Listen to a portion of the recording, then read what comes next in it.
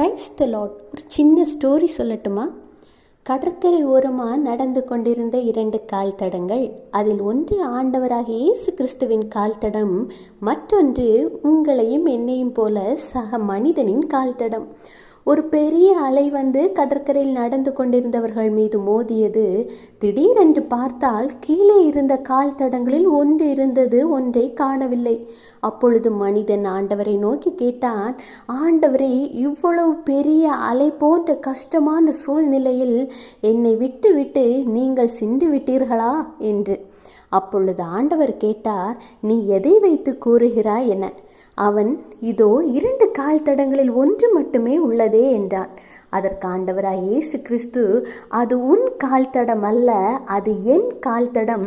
இந்த பயங்கரமான அலையில் நீ பாதிக்கப்பட்டு விடக்கூடாது என்பதற்காக நான் உன்னை கையில் சுமந்து கொண்டு